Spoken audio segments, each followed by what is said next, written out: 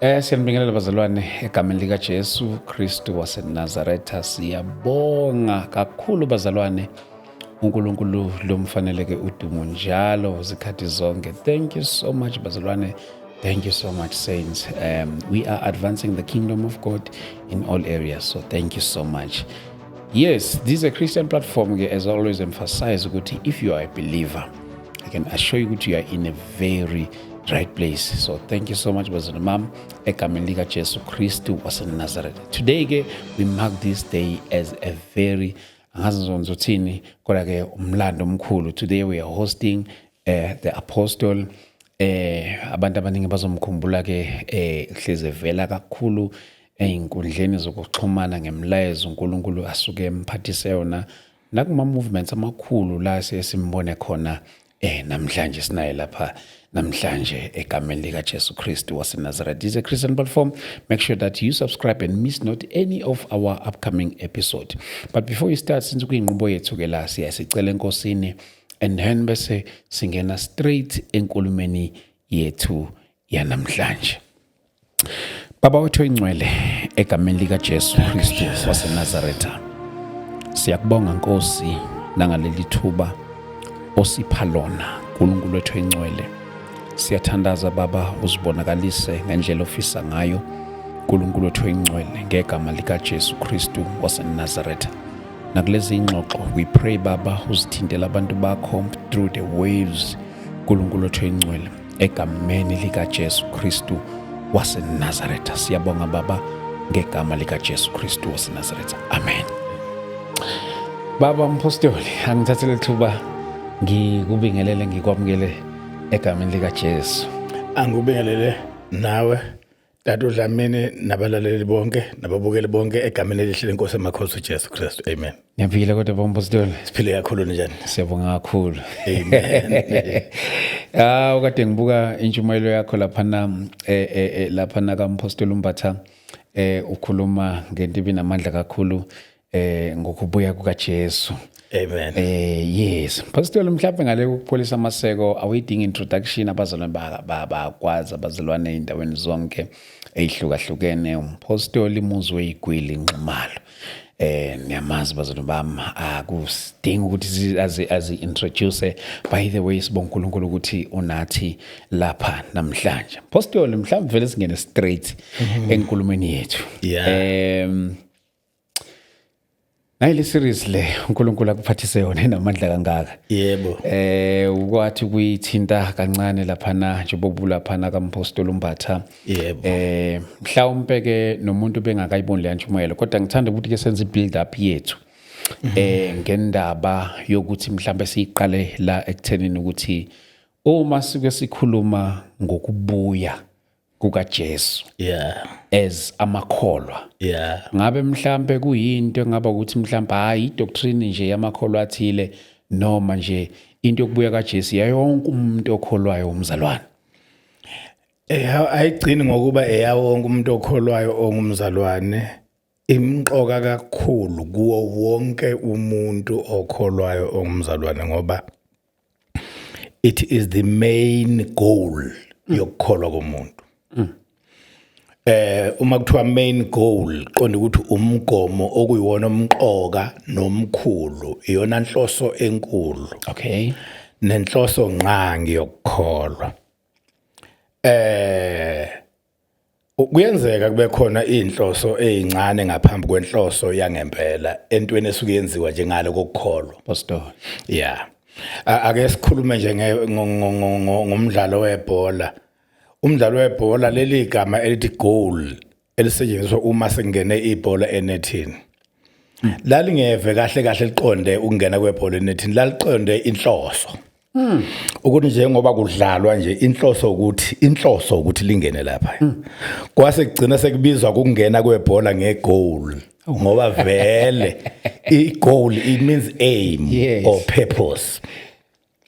Nakulo ke futhi ibhola kuyenzeka kube nezinhloso ezincane ingakaveli igoal okuyona edlalelwayo. Interesting. Njengokuthi uthola ukuthi angithi ibhola uma ukora igoal ulifaka phakathi kwamapala amabili. Yes. Kuyenzeka ke abantu bagcina sebegude ekufakeni ibhola phakathi kwemilenze emibili.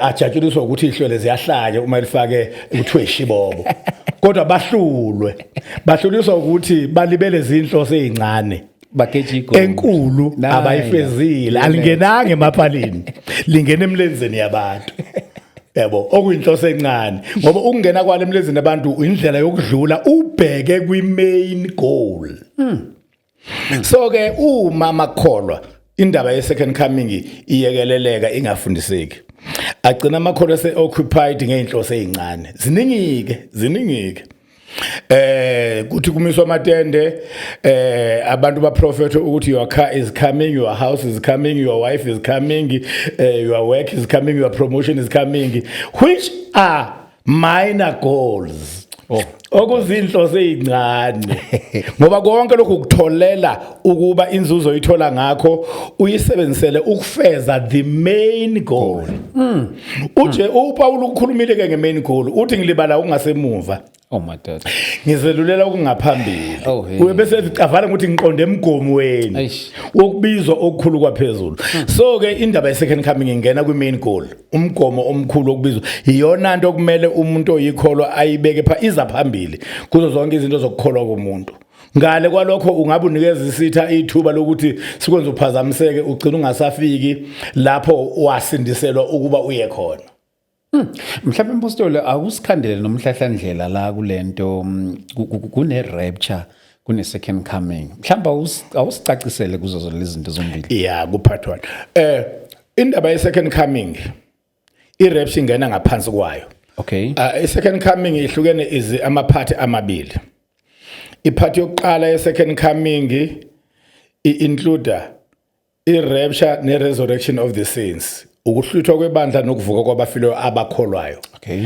iphathi yokuqala leyo ye-second coming iphathi yesibili ye-second coming ilapho ibandla lobe selahlwithwa selibuya kanye naye uJesu eseza emhlabeni ngoba iphathi yokuqala ye-second coming uJesu akawuthinta umhlaba uyaphuma ezulwini abakholwayo baguqulwe abasaphila asebefile bavuke sonke sihlangane naye emoyeni okay iphathi yokuqala leyo ye second coming i-rapture ne-resurrection of the saints okay and then iphathi yesibili ye second coming ukuthi sibuye sekwenzekile konke okube kwenziwa kochazwa ngoba i-series le sekwenzekile konke okube kwenziwa amakholwa which includes i-marriage of the lamb umshado wewundlu ngoba singumakoti wakhe uJesu umyeni wethu so ke konke lokusekwenziwe ke sobe sesibuya naye ukubuya naye ke yona second coming ke ezothinta emhlabeni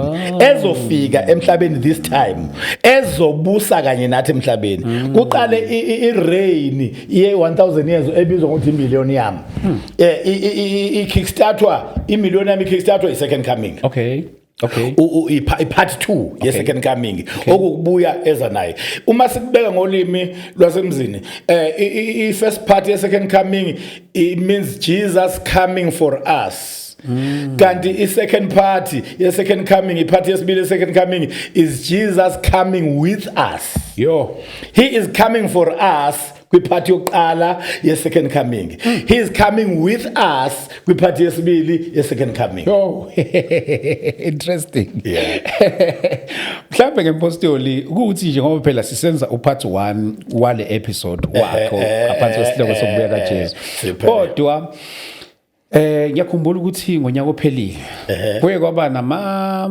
predictions amaningi ngendaba zokubuya kukaJesu as a result ukuthi abanye bebekhombusa ukulithilo lu specific mhlawumbe lento yokubuya kaJesu angaba khona inama speculations ukuthi hayi uJesu angabuya ngalolu suku angeke kulunge ukuba bekhona ngoba taking from the words of Jesus himself uthi uJesu ngalolo suku nandodana nazingilosi akekho olwaziyo ngubaba kuphela isitha ngoba ke siyayizonda indaba ukuthi amakholwa ahlale lindile for many years sizame ukuletha abantu abazobhedela ngasekunqumeni usuku many years khona iCult inkolo ethile yanqoma u1914 wathi uma udlula yayisilokhu iqamba manga ke sithi ke wabuya ngo1914 akwaziwa noma izulu njengoba lisuke liduma nje lisuke lihlisa yena Uyabona ke okuyinto engeke siagwishe ngayo thina uthi sukele ehlisene noma cha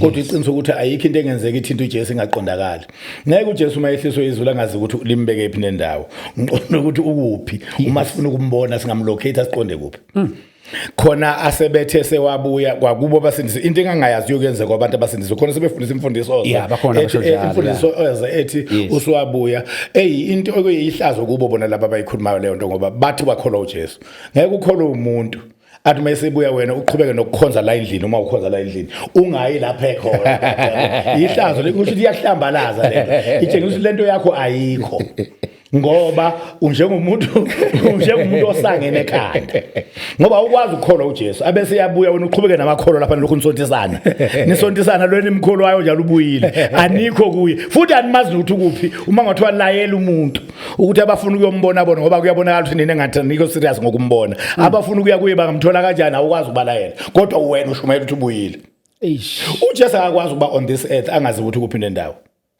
wonke umuntu omkhulu lapha emhlabeni oBenjamin Netanyahu upresident wakwa-Israel eMiddle East lapho uJesu azalelwa khona ngokwenyama ama head of states onke ayazi ukuthi akuphi mawufuna uPutin uyazi uqonde eRussia so akekho umuntu omkhulu ongaba kulomhlaba angaziwa ilocation yakho ukuthi kuphi nendawo umsangano njalo ezanywa amadimoni lento ya last year ngi-understand ngokugcwele le ukuthi kube khona abaqamba amanga abapredict usuku isitha sibonile ukuthi uNkulunkulu njengoba nami ngingomunye walabo uNkulunkulu usekhulume nezinye zezinceke wathi ayifundise ibandla nge-second coming ifundise ibandla nge-future in my case ngangikhuleka entabeni ngangisentabeni embonweni ebusuku lathi izwi go and teach my people the future 2024 ngaqala mhla 7 July 7 enyangeni ka7 2024 ukufundisa inge second coming nanga kwe future ke ngoba iseries leni izohamba ayizokhuluma second coming yodwa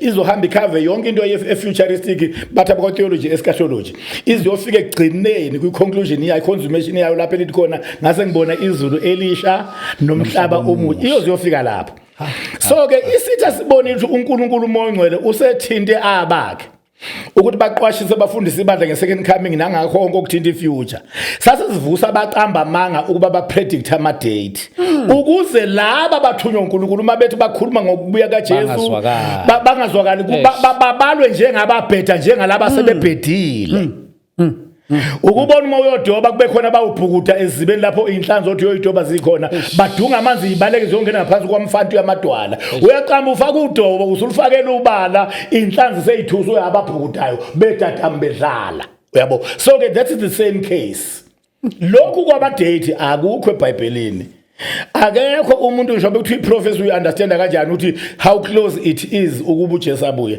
kodwa akekho umuntu onganquma usuku ngoba ngishinyanga kulikhulu kuyinquma yes imanzi kodwa khona ubuduze besikhathi ungabusikaza okay ungabusikaza unga-estimate nje okay yeah unga-estimate nje uyabona uma ubheka ngokwama science onke besifundisa ngama science lapha kubabambathe zolo yeah ama science of physics uma ubheka ngokwama science akulukhuni ukuthi le decade ezoqala elandela le ngoba idecade yesithathu le after millennium yeah u2001 kwaqala idecade yokuqala kwimillennium 2011 kwaqala idecade yesibili kwimillennium 2021 kwaqala idecade yesithathu kwimillennium esesingene ku second half yale decade idecade ke ishumi iminyaka eyishumi usho ukuthi 2031 uyale iyona nto estimator hayi unquma estimator idecade yesine ku 2031 kuyale iyona impela ongasikaza noma ulinganisa ukuthi iyona decade engeke iphele kungenzekanga irapture mhlawumbe ngasiphi isizathu umpostoli ama prophecies okuyiwona ngempela atshengisa nearness ye rapture nezinto ezi-arrangement yomhlaba ulungisela uku-implementa isystem yawo which is 666 i-arrangement yezinto emhlabeni isifinyelela lapha khona kuconclude yonke into njengoba kushintshwa amakhadi nje kuya kuma smart card kuzosuka lapho kuya kuma digital amabhank awu4 out of 5 eSouth Africa asevumelanile ukuthi ucash awuphele yonke lento is driving towards u666 isi-announce impela yeah, yama-digital that is driving towards u666 bese kuzoba iprofesi yezenzo 2 verse 20 esukela kuJoel chapter 2 ukuthi ngaphambi kosuku lwenkosi inyanga iyakuba bomvu njengegazi okuyinto eniyaziyo nani ukuthi yenzekile few months back Yes. 2 months or so Yes. abakholwa nabangakholwa bayibona inyanga ibomvu njengegazi and injengoba leyo yenzeke njengoba and leyo prophecy leyo it's one etshengisa i-closest of the time ukuthi sethuza kangakanani nokubuya kwenkosi so ke ingakho ngithi mina osikazayo hayi onquma usuku noma onquma iminyaka noma onquma unyaka kodwa osikazayo angasikazele kutheni ukusuka ku decade yesine kule millennium 2031 kuyale iyona decade esingabe si safe uma enhlizweni yethu uconclude ngokuthi ke umuntu akabe selenze ngazonke indlela iyona decade engeke iphele kungenzekanga konke lokho mhlawumbe impostoli asingene nale kuyo yama-signs le usho ukuthi beka nathi kuyithinta nayo kancane Sigele ama-signs of his coming. Yes. Madoda. Siqalephi balalela umpostoli uMbatha sinaye lokho sisebandleni lakhe. Lo provoke ubaba uDlamini ukuba ula endlini naye. Uyumsusu wenyamazane manje uDlamini uyifuna lale inyamazane. Sekuyakhe lempala. Izolo siyesafunda ngesonto siyesafunda indaba yemessage ekhuluma ngama signs of his coming awufundele uMatthew 24 verse 3 wakhona okay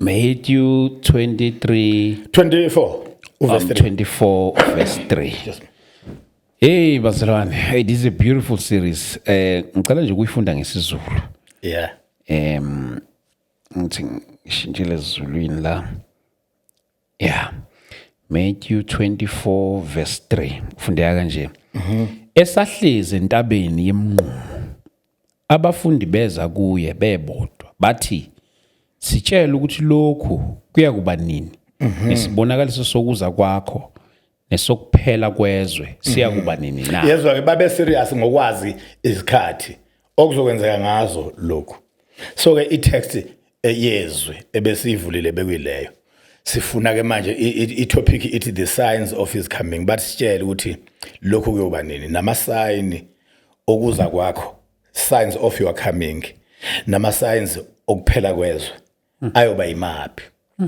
sase ke siqala ngako Old Testament ama signs kwi sharing ebesinayo esithole response ehigh kakhulu abantu abafonile nabacommentile ku social media okay ukuthi kukhona ngisho ama technological signs kwi Old Testament ayebikezela ukuthi I beginning of the end times yobonakala kanjani engakafika uJesu abuzwe lo mbuzo nje kwakuvele kwi Old Testament kunama technological signs uma kukhulunywa ngezikhathi zokugcina end times zinengxenye embili kukhona I beginning of the end times ne consummation or conclusion of the end times iqala kwezikhathi zokugcina nesiphetho sezikhathi zokugcina umprofeti profeta kaMnandi kunendoda phesheya okuthiwa William Branham okay eyayi ubizo lwayo yayiphiwe ngalendlela ukuthi uma izoshumayela kwakuba ne light la phezulu kwekhanda layo njengoba nami ngibona ama light nje izothi uma ima kuphuma ivoice lapha ya ikhulume exactly njengokwalokho ekuthola bangayizwa abantu ivoices wehuye ikhulume exactly njengalokho ekutshelwayo iziyoqeda intshumayelo so ama prophecies akhe concerning ikhathi ezizayo ifuture were very accurate were very accurate uthe uma iprofeta ngokuqala kwezikhathi zokugcina ukuqala kwazo beginning of the end times wathi ikhathi zokugcina uma seyiqala noyibona ngenqola okuthiwa iSierra yo imoto igama lemoto Sierra wathi ikhathi zokugcina usho yena kusasele tens uprofeta about hundreds of years before more than a century before kube nemoto inventwayo eyakhiwayo le moto mina ngangisuka kwaku between primary ne high school ku standard 5 ngizosuka lapho lo mnyaka yaphuma ngawo iFord Sierra 1980 Sierra 1979 1980 Ford Sierra nina lapha eGauteng ningaba nayo ngoba alukho ulwandle imoto zakudala niyakwazi ukuyithola eGauteng ngenxa yokuthi irust ayibibikho la ulwandle lungekho ngakhona kodwa eKZN ngeke usayifica ngendlela endala ngayo it's over 40 years leyo moto Sure. that was the beginning of the end times according to that prophet of God mabili ama-prophecies awashaya enye beginning of the end times enye conclusion or consummation of the end times wathi uma ikhathi zokugcina sezifika ikhathi zokugcina seziya ngasekupheleni ukuphela kwezikhathi zokugcina isiphetho sezikhathi zokugcina ngoba noPope ovele eAmerica kanjena wathi there will be an American Pope for the first time uPope ovele eAmerica into yanini ya last year or beginning of this year uPope ovele eAmerica ukhonjwe ukhethwe ushona uPope kube komunye ngawo lo nyaka that should be last year uPope Leo there angazi bani the 5th or something uvele eAmerica babhala ku social media bathi wayeqinisile bathi abanye that was a true man of God kwagcwala all over ku YouTube ku confirm is prophecy ka William Branham omabili ama prophecies akhe asho ukuqala kwezikhathi zokugcina nasho ukuphela kwezikhathi zokugcina asefezeke omabili that is why ke manje sithi thina siseduze nokubuya nokuhluthwa kwebandla ngalendlela yokuthi ngisho abaprofeti bakhe abangekhona eBhayibhelini abebephile nathi iprofeto zabo zifezeke sibuka phambi kwamehlo ethu i-technological sign yokuqala ithinta yona imoto njengoba nayo wathi my prophet or prophet zemoto which was in line with the Bible ikuNahume 2 verse 3 and 4 it's an automobile sign isign yokuqala yesiprofeto sokuqala kwensuku zokugcina is an automobile sign funda Nahume 2 verse 3 and 4 automobile is a car sign isign yokwakhiwa yokuinventwa kwemoto emhlabeni inventwa kwemoto kwakufezeka kwesiprofeto ukuthi insuku zokugcina seziyaqala we are at the beginning of the end times funda verse 4 yeah izinqola ziyahlanya inqola zimoto igama lezulu lelo elithi inqola thina sijwayelele lezi imoto kanti imoto umfakela akulona igama akusona izulu imoto umfakela uyabona into uma yayingekho esizulwini ibizwa ngegama elincike kulolo limi lwalaba abafika naleyo ngoba yayingekho uma yayikhona ibizwa ngegama levele bibizwa ngalo esizulwini so ke ngoba imoto yayingekho kuthiwa ke kuthiwa inqola ngapha kodwa uma kuthiwa imoto usungakusakhuluma sona isizulu usukumfakela izinqola qhubeka izinqola ziyahlanya ezitaladini ziyaficana ezicawini yebo ukubonakala kwazo kunjengezimbaqa ukubonakala kwazo kunjengamathoshi qhubeka zigijima njengemibani yabona ke inqola kudala kwakuba edonswa yamahashi nedonswa zimbongo kwakuthiwa amakalishi akuzona ke lezi ziprofethwa la ngoba lezi zigijima njengembani lezo zayingeke lokothe ayikho inqola edonswa imbongo lo nehashi engagijima njengembani kwakuprofethwa iautomobile ukuthi leso sikhathi uma sesifika ko inventwa izinto ezifast ezizinqola beginning of the end times and imoto yokuqala eyakhiwa emhlabeni yakhiwa uHenry Ford imoto yokuqala yakwa Ford uFord is the firstborn of cars first uFord yizibulo leimoto bonke abantu abakhe imoto they had to take from uFord ukucompile ukuhlanganisa izinto zonke ezokwakha imoto ngoba imoto yokuqala izibulo leimoto uFord interestingly uzibona umoya ongcwele ngempela wayesebenzisa uWilliam Branham iprofesi yakhe ihambisana nemoto yakwa Ford la kwavela khona imoto yokuqala leyo duyisho yebo imoto yokuqala yavela kwa Ford nayo isiprofeto sakhe sahambisana nokuthi uma sekufika ikhathi uma sekuqala ikhathi zokugcina nobona ngenqola ekuthiwa iSierra lo nqola eyakwa Ford lapho kwavela khona inqola yokuqala So this is the first technological sign. I-sign yemoto kwakuqala kwezikhathi ngenkathi emhlabeni ku-inventwa imoto kwase kuqala kwezikhathi zokugcina. That was the beginning of the end times. Ngicela ukutshela ukuthi ukuqala kwezikhathi zokugcina kubheke uhamba ubheke kupheleni kwezikhathi zokugcina ibanga elide ngalendlela ukuthi ilento edalela ibandla lethu thina sindisiwe inkinga. Abantwana baNkulunkulu babe nalenkinga ukuthi ngenkathi kufundiswa ngesecond coming ngama-80s ababefundisa nababelalele kwakungathithi uyothi uqamba uphela u10 years noma u15 years noma u20 years bese kwenzekile uJesu esebuyile lahluthu ibandla. Kanti indaba yokuqala kwezikhathi zokugcina uhambo lwakho ubheke ekupheleni kwazi izikhathi zokugcina ibanga elide. Lokho kubangelwa ukuthi usuku lulunye kuNkulunkulu njengeminyaka eyinkulungwane. So ke nesikhathi uma kwathiwa seyiqalile izikhathi zokugcina ungacaba ukuthi wena ukuphela kwazo into ya few years to come kanti akuyena few years ibanga elide. Ababefundisa ngesecond coming abanye baze balala abanye bayeke bengafile sebeyekile kwamanje bacazula ukuthi bafundisa kwaphela more than 30 years ngoba phela ibimandla kakhulu ngama-80s i-teaching ngesecond coming. You can imagine ukuthi usuka kuma-80s uza manje into that is 40 years or more. Umuntu wayifundisa enesasasa enepassion yokuthi lento uzoyibona manje what discourageka. Abanye bahambe emhlabeni ababegudi kakhulu kunathi. Ngoba abantu engibaziyo manje uVictor Mahlaba nami abebegudi kunami noVictor Mahlaba balele emhlabeni abanye bayaphila bayekile badiscouragekile ngoba lento bayikhuluma babukwa emehlweni yangenzeka.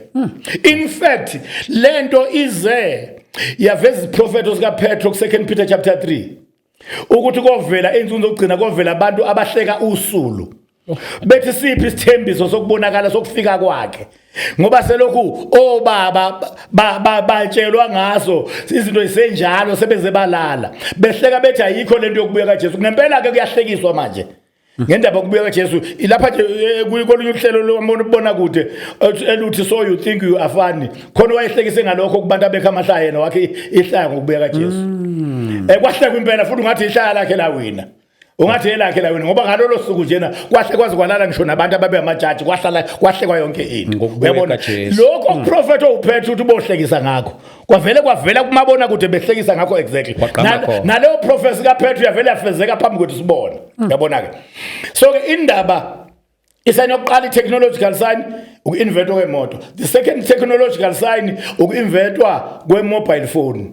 I-mobile phone iprofeta ukufika kwezikhathi zokugcina ukuqala kwezikhathi zokugcina i-cellphone i-mobile phone. Yes. Yebo funda uJobe 38 verse 35.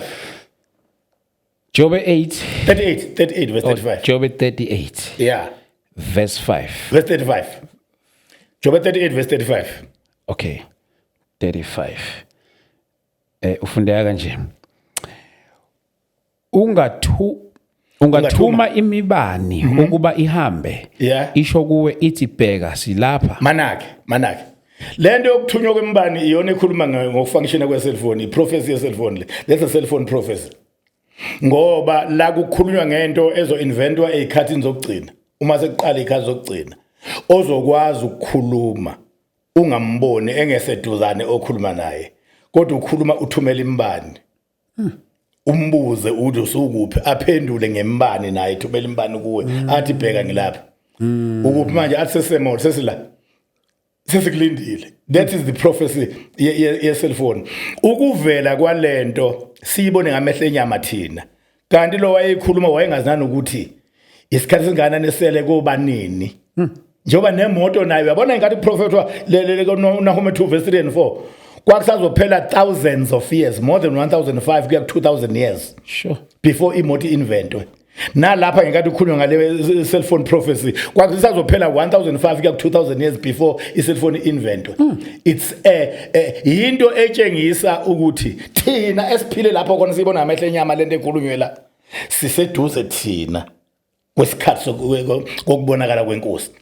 Noma lama prophecies esho uqala kwazi ikhathi zokugcina vela ama cellphone kade afika nezimoto kade zafika but now le yana yenyanga ephenduka igazi itshengisa seseduze manje sesekupheleni kwenzuku zokugcina. Okay ya ngoba ithi le prophecy kuzenzo 2 verse 20 ngaphambi uba kufika usuku olukhulu lwenkosi. Awuyifundi zenzo 2 verse 20. Izenzo 2 verse 20 ufundeka kanjena ke bazalwane lapha emakhaya.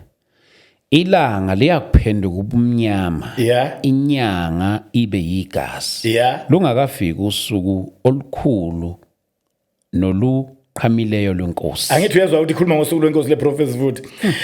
Lenyanga ephenduka igazi ebonwe 2 months back mina kwangigeja lolo suku olwabona yabona abaningi ngalo. Ngoba usemkhulumeni. Kodwa kwathi uma ngibuya empangeni sihamba ngemgwaqo waseFolsas ngize eGauteng. About around 6:30 kwakungapha nga left imoto ibheke eGauteng ngayibona yayibomvu njengegazi.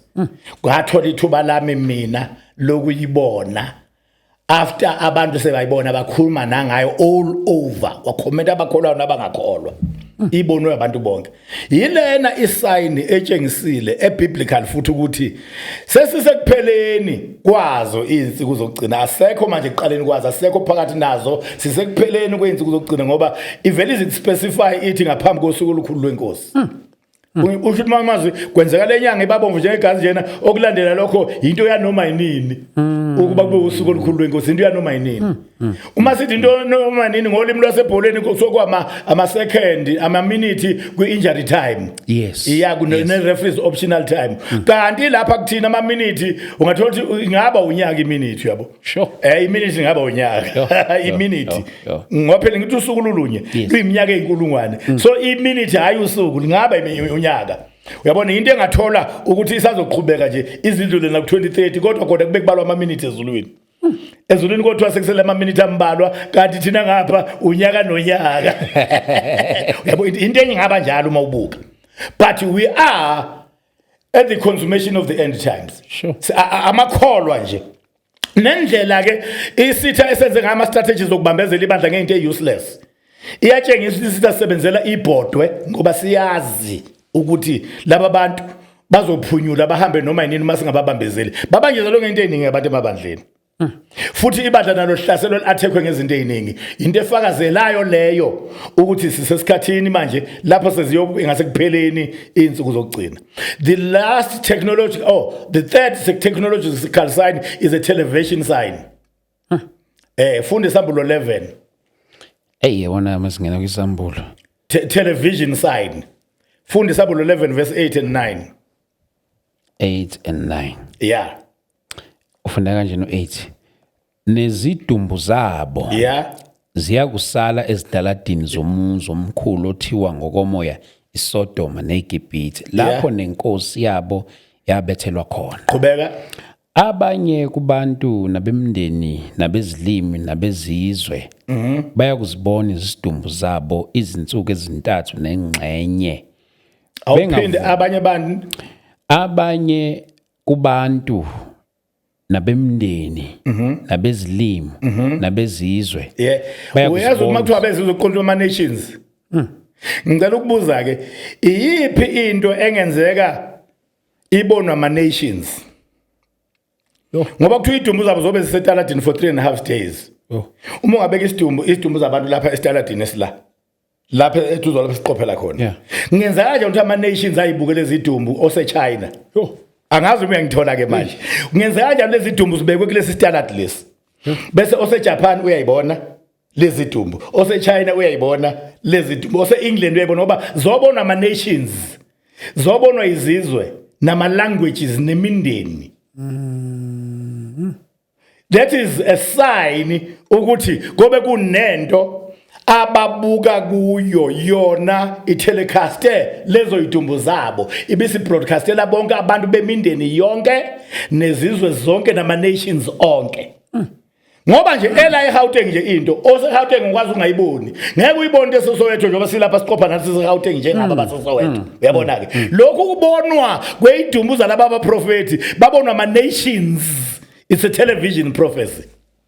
Madoda esho ukuthi uma sekuzoqala ngoba nayo ingena eqaleni kwekhazi zokugcina uma zoqala ikhazi zokugcina ko inventwa ne television ko inventwa imoto inventwa cellphone inventwa I television esine I technological prophecy ne sign yokuqala kwekhazi zokugcina ilaphana ku Daniel chapter 12. Okay. Uverse 4 wakhona osho information technology sign chapter 12 verse 4 ukukhula kokwazi. Qhubeka. kepha wena Danieli gcina amazwi unamathiselise incwadi kuze kube sesikhathini sokugcina. Yeah. Angithi yenza usesikhathini sani? Sokugcina. Uzwile? Yeah. Abaningi bayakwehla benyuka ukwazi kube kuningi. Lalela yabona igama lithi ukwazi kube kuningi. Knowledge will be on the increase. That's a prophecy ya internet leyo. Knowledge will be on the increase. Namhlanje ayikho knowledge information ongayi access. Uyayi-accessa i-information, i-knowledge uyayi-accessa, ulwazi lukhuphukile. Na kuno AI manje. Yebo.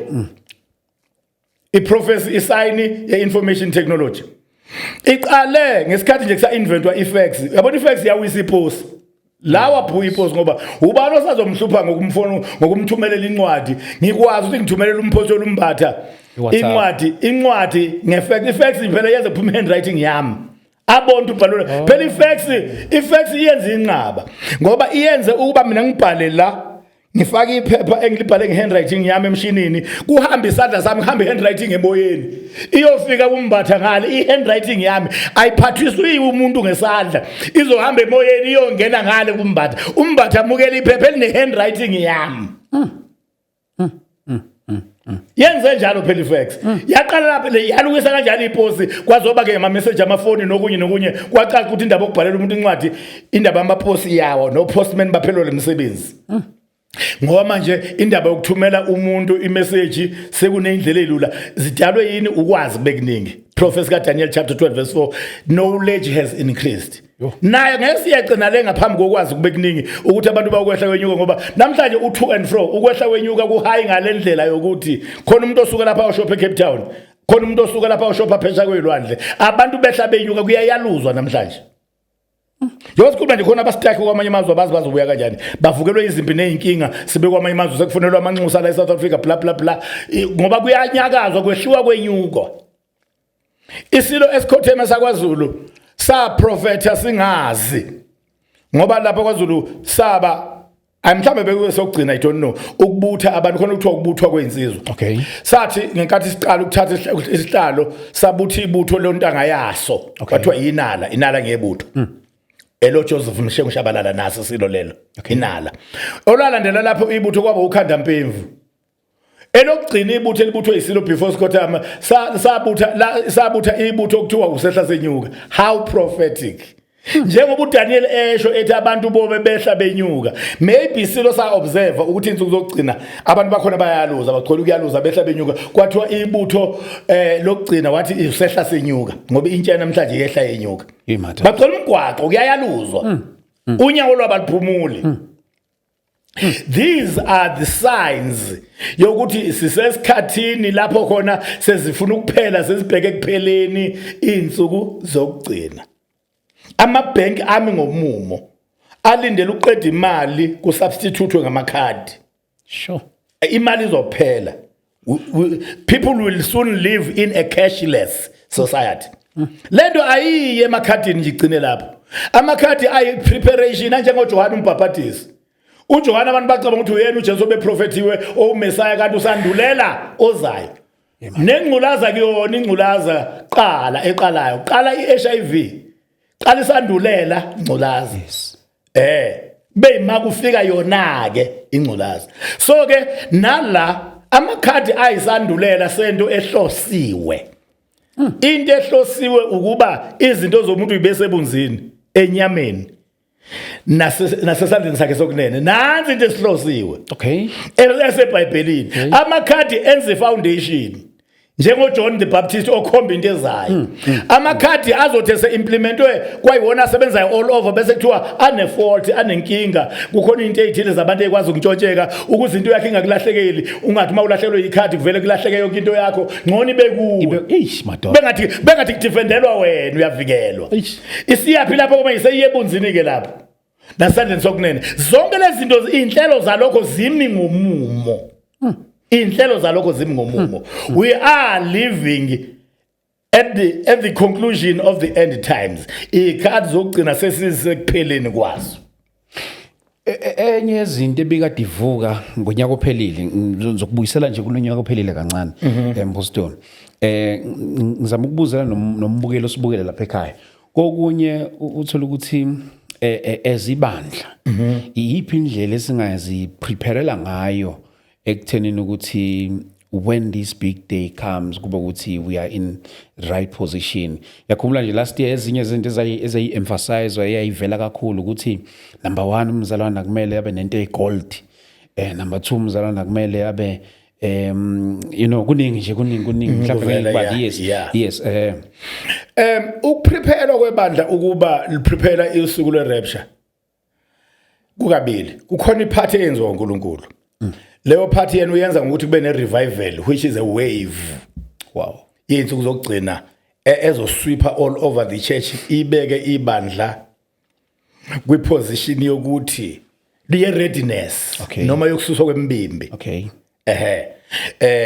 Libe ehlanzekile njengomakoti elungiselwe umyeni. Ngoba kuba njalo.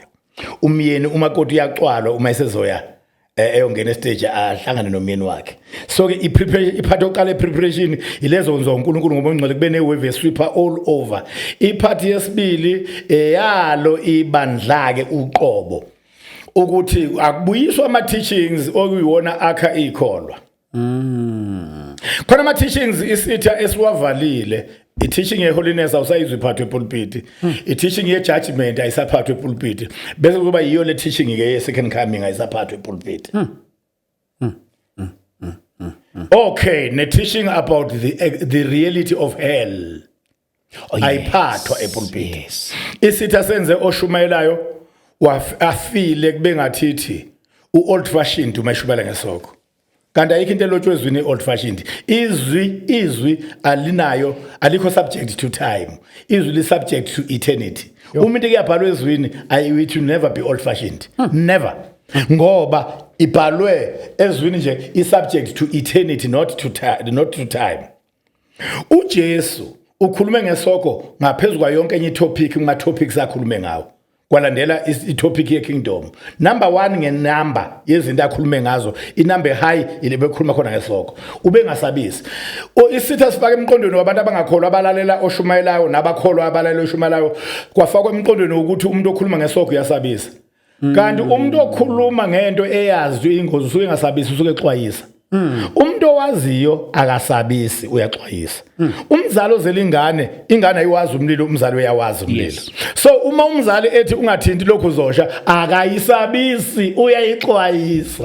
Manje nanso into abangayi-understandanga abantu abashumayelayo bavumela ama wrong impressions ngesoko ukuthi uma ukhuluma ngaso kuzothi uyasabisa noma kuzothi old fashioned kanti kokubili ku out of place.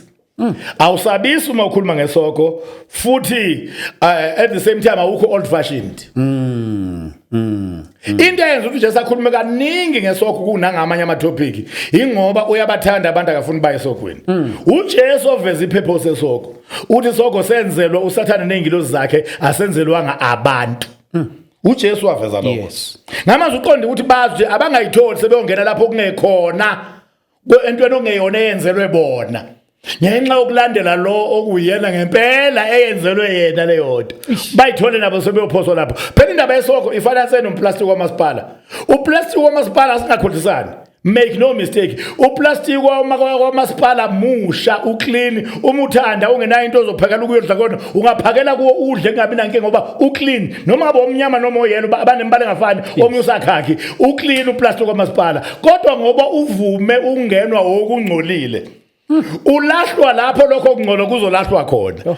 Wona okungcolile kungene kuwo umusha khona kungcolile khona kodwa uzolahlwa kanye nokungcolile wona kade ungangcolile ungakangena ngenxa ukuthi uvuma ukungenwa okungcolileyo. Abantu bazolahlwa la ezolahlwa khona uSathane noma namademoni nengilozi zakhe ngoba bavume ukungenwa okungcolileyo kwakhe. Ngama imazi ukulahlwa kwezinto kwaDodi akikho ko plastic phese okododi ophakathi kuplastic into elahlwayo uDoda kuona uplastic kodwa ngoba uplastic uvuma ukungenwa into ezoyolahlwa na uzolahlwa lapho nayo izolahlwa khona. Isoko akusona esomuntu kodwa ngoba uvuma ukungenwa izinto zasesokweni uzolahlwa lapho.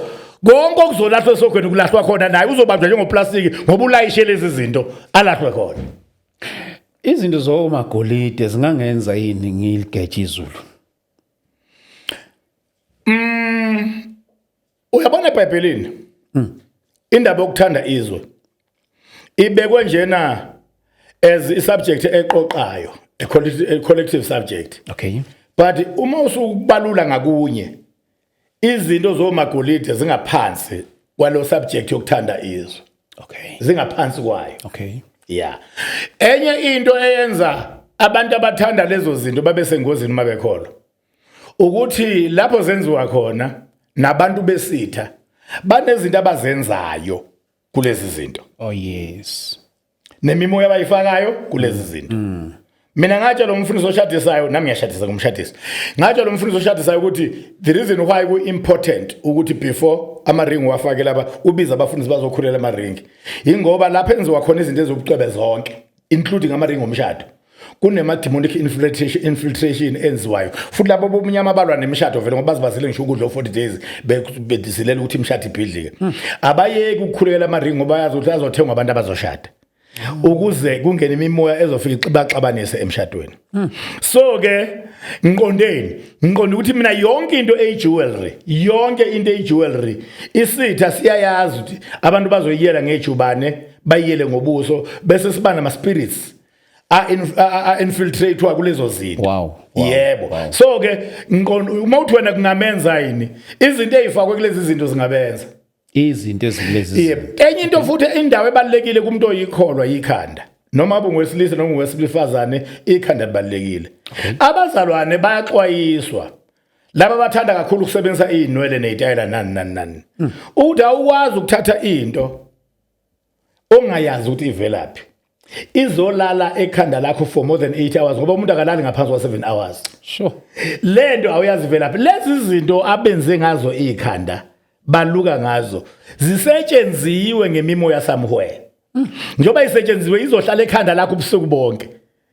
Ekunikeza ithuba ngamaphupho nangezinye izindlela isitha ukuthi lento ebisetshenzwa la kulokho oxhume ngakho wena ingene kuwena. So ke umuntu kodwa kungaphansi kokuthanda izwe lento ikhuluma yamagolide nana ingaphansi ianda ukuthanda izwe. Ingaphansi kokuthanda izwe. So ngamanye amagama uthi into kuyona eyenziwe kuyona engangenza ukuthi ngibe semathubeni kukhona lokho. And la incwadi kaPetro ngenkathi nje uPetro ekhuluma ngokuthi ukuhloba kwenu mangabi ngeinwele zalukuweyo uyakubala namagolide yakhumbula lokho same chapter same verse uyakubala lento yamagolide oyibuzayo scripture chapter 3 iyabala 1 Peter chapter 3 iyabala. Into ke esine problem ngayo thina amabandla sinisiwe siphethe abantu abalawulwa zimfuno zabo kunokulawulwa ukuthi izwe lithini. Ngizokutshela nje uyabona uma bekungaba yisulumane elilotshelwe lokho bezokuyeka there and then kodwa uma kumzalwane usindisiwe uzoqhubeka nakho ngenkani. Amasulumane ngiyalinganisa njalo. Amasulumane ungafike uthi wena awafihla ubuso wesifazana khona akafihla ubuso ngoba abantu bazobona ubuhle bakhe bakhanuke. Atshelwe lokho avela athathe le ndonga yakhona eshiya amehlo kuphela. Uyababona?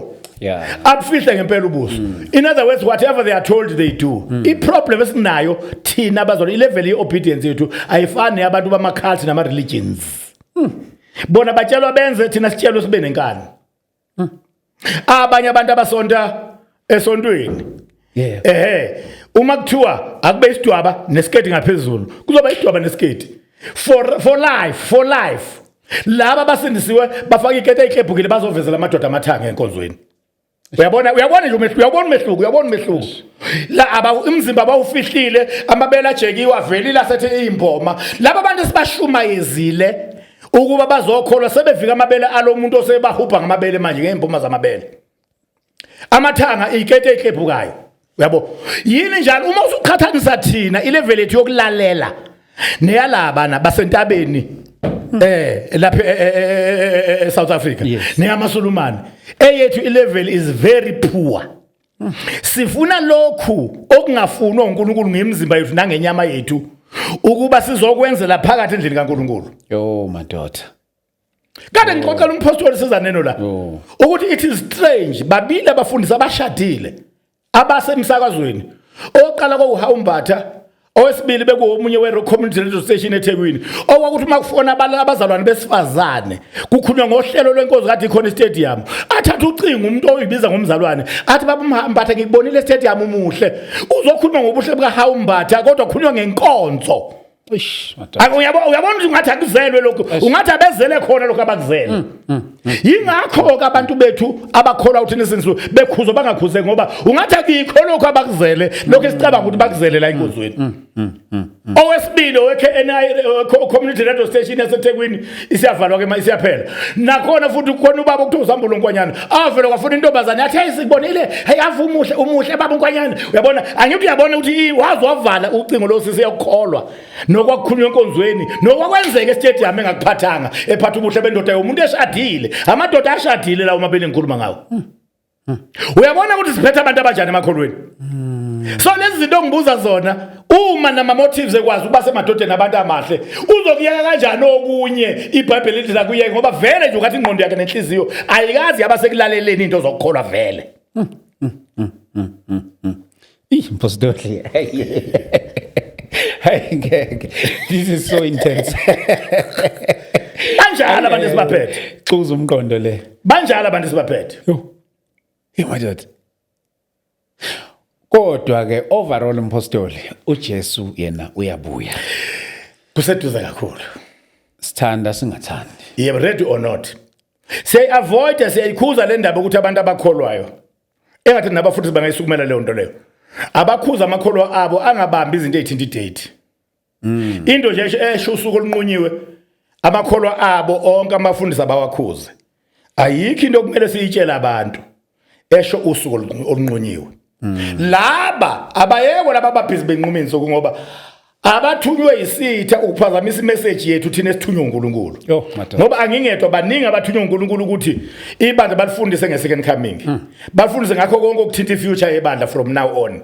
It is called eschatology. Yes. Baningi. So ke ngoba isitha sesiyakwazi lokhuthi siphume sikhishiwe sithunyiwe. Sesizothuma abaso abazoshaya ididisa. Ngikhuluma nje namanje kumanje nje sebedidele igama lokuhlwithwa balisa kumqondo wrong. Okay. Ukuhlwithwa manje sebekubiza ngokufa komuntu. Umuntu eyifele nje yedwa eyifele nje bathi uhlwithiwe. Ishmadas. Angiyakholwa ukukuzwe lokho. Athi uyokufonela umuntu mayekade engakutholi athi hey bengakutholi sesikhathi bengithi usuhlwithiwe. Angithi uyabona ukuthi isitha siufaka ididisa siyifaka nangaphakathi. Bazalwane ukusuka kuAdam ukuze kuzofika ubuye kufikeni kaJesu kokuqala abantu bebevele befa. Akusikho ukuhlwithwa ukufa komuntu ukufa komuntu into endala. Lento yokuthi kushintshwe kubizwa ngokuhlwithwa amadimoni afuna ukuthi uma ufundisa ngokuhlwithwa abantu babamba umqondo wrong. Yo madoda. Abanye abafuna ukudidisa ngamabomu besebenzela umbuso obumnyama uthi uma ukhuluma ngokuhlwithwa bese bebuza ukuthi ubani ozohlwithwa kuqala ayikhali umuntu ozohlwithwa kuqala. Ngoba akunje ngokufa ungabuza endabeni yokufa kwabantu bomndeni wakini ukuthi ubani ozofa kuqala kodwa indaba yokuhlwithwa akekho ozohlwithwa kuqala abantu bohlwithwa kanye ngoba ukuhlwithwa kusho ukuba abantu bonke bendawonye bekholwa uJesu endaweni engafani babe caught up to be with the Lord. Ukuhlwithwa kunjengani njengokubeka imali engama coins embili ama metal awafani khona ama metal ane element of magnetism phakathi kuwona njengesipikili nezinye zeimali bese bakhona ama metals angenayo element of magnetism njenge copper money enye amaningi ama copper money awanayo i magnetism phakathi kuwona uma ubeka le mali engenayo i magnetism uyibeka eduze kwenye ne magnet bese uza ne magnet uyibeka phezulu le enobuthi buka mayibuthi enyuke ihlangane noma ibuthe phezulu ngoba njalo ukuhlwithwa kwebandla uyoma emkhathini njengoma ibutho omkhulu njenge magnet emkhulu bese ukuthi abantu abanento yalo omile abamamukela bakholwa uye abantu bese lento ekubona yenze benyuke bahlangane naye emoyeni. Mpostoli ku part 2 ngizofisa ukuthi mhlawumbe ukusiza na ukuthi ke sesihlwithiwe kuyosala kwenzakalana emhlabeni. Angithi wena uzwakale umuntu osifundile Sambulo. Uyizwile inyakanya yosala yenzeke emhlabeni kuSambulo. Inhluphezi isikhombisa. Eyinhlobo. Yeah. So kuthinta part 2. Yeah. Yeah. Bafowethu uJesu uyabuya. It's a very beautiful series. Mpostoli uvele nje wathinta into abazalwana abaningi bekuyinto nje sesiyishalazela kakhulu. Sesinake ezinye izinto, sinake ezinye intshumayelo njalo njalo. But this message yokubuya kaJesu imessage eshalazelwe kakhulu. So siyambonga uNkulunkulu ukuthi avele asikhumbuze ngomuntu kaNkulunkulu ukuthi hayibo kusekhona into kanje esithatha kancane. Ngiyazi ukuthi mhlawumbe even izinto zo last year ngingaba ukuthi mhlawumbe zidiscourage abaningi. Apostoli iwave enkulu kakhulu last year.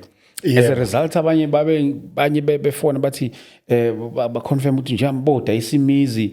I think yangikhumbuza into yakenzeka year 2000 bekuyinto ethi mayifana. Yes, bekuyinto ethi mayifana. Nokwakuyisithi akithi mina mangutshela ukuthi mina ngithunywa ngo2024 yona yenzeke last year. Isithi bese reactor hayi kimina ngedwa bese reactor kulabo abathunywe ngakanye nami the year before last year ukuthi bafundise ibandla nge-rapture no second coming sathuma abasoke manje ukuthi bazokhuluma manga.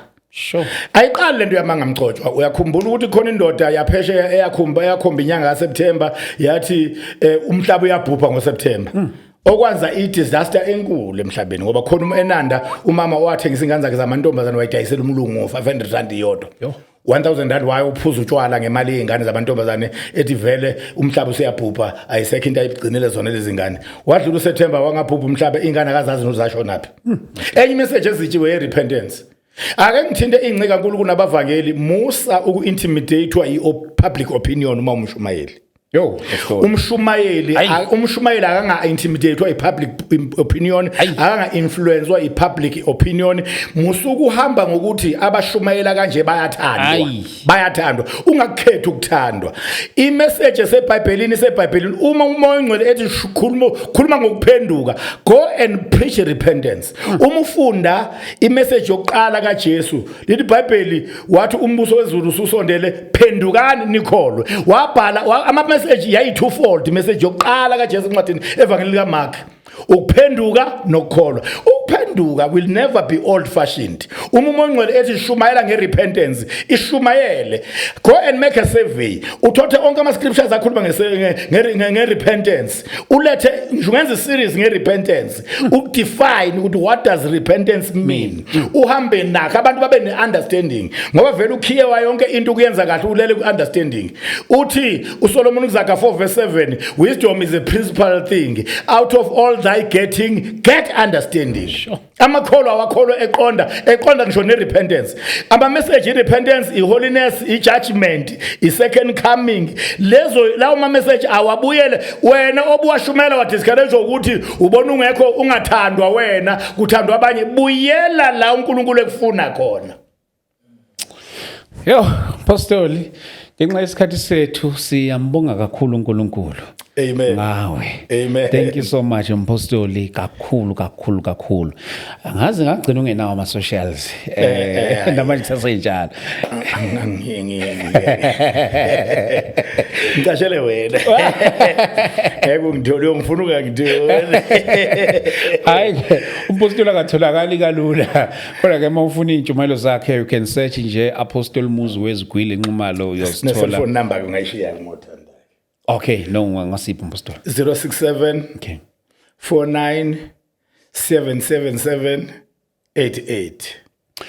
067 49 777 88 777 or 777. Sabonga kakhulu mpostoli. Bazalwane ake sibambela for today. uNkulunkulu masimbonge kakhulu. Ngicela ukuthi sibone lapha eThekwini ngomhla ka2 May sizobe sisemkhumbani. Lapha ngase Richview sizobe sisemkhumbani siyaqala ekseni ngo10 ekseni kuyobe kuyinkonzo kamoya. Please do join us. It's gonna be glorious. Ngiyanimema nonke egameni lika Jesu Kristu waseNazareth. Masiqeda khona and then we are heading straight to Pretoria ngomhla ka30 May ila sibe sikhona laphana eArcadia Esterland Mall kwi-cinema ubuze nje cinema so besingaphakathi laphana ecinema will be hosting apostolic and the prophetic encounter. We are starting from 10 ekseni. uNkulunkulu makanibusise ke anifihle nonke lapha emakhaya. Ufuna ukuxhumana nathi 0788 417 0888 asibonga kakhulu ke bazalwane egameni lika Jesu Kristu sibonane nange episode elandelayo uJesu uyabuya Amen. amen